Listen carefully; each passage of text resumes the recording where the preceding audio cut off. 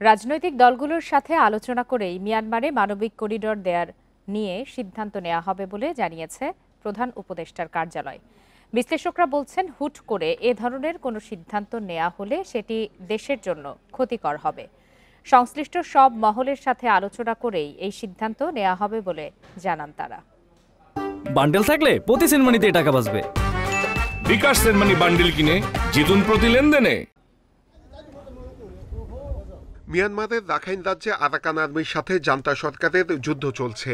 তীব্র খাদ্য সংকটে ভুগছে সেখানকার নাগরিকরা।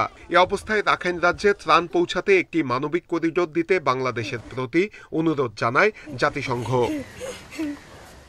সম্প্রতি এক সংবাদ সম্মেলনে পররাষ্ট্র উপদেষ্টা এ বিষয়ে শর্ত সাপেক্ষে নীতিগত সম্মতির কথা জানান। এরপরই শুরু হয় নানা সমালোচনা।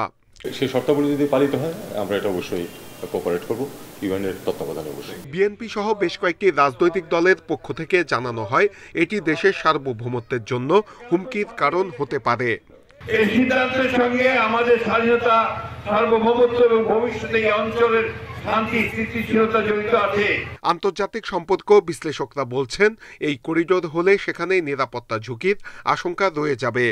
যে সিদ্ধান্তই হোক তা নিতে হবে রাজনৈতিক দলগুলোর ঐক্যমতের ভিত্তিতে। আমাদের সার্বভৌমত্বের জন্য সব দিক থেকে এটা অনেক বড় ইমপ্লিকেশন। তো সেই জন্য আমি মনে করি যে এটা একটা আমাদের উচিত ছিল একটা সব আমাদের রাজনৈতিক দলকে ডেকে ওদের সঙ্গে আলোচনা করা। এটা আমরা লক্ষ্য করছি। প্রধান উপদেষ্টার কার্যালয় বলছে, যদি রাখাইন রাজ্যে জাতিসংঘের নেতৃত্বে কোনো মানবিক সহায়তা দেয়া হয় তবে বাংলাদেশ তার লজিস্টিক সহায়তা দিতে আগ্রহী থাকবে। রাজনৈতিক দলের সাথে আলোচনা করেই এই সিদ্ধান্ত নেওয়া হবে। যদি ইউএন এই মুভটা নেয় যে ওইখানে তারা মানবিক সাহায্যের জন্য যদি মুভ করে, তাহলে সেক্ষেত্রে আমরা আমাদের উইলিংনেসটা আমরা জানিয়েছি। এর বাইরে কিন্তু কিছু না। যে আমরা অবশ্যই এটা আমাদের রিলেভেন্ট যারা স্টেক হোল্ডার আছে তাদের সাথে আমরা কথা বলবো, মানে বাংলাদেশের ভিতরে।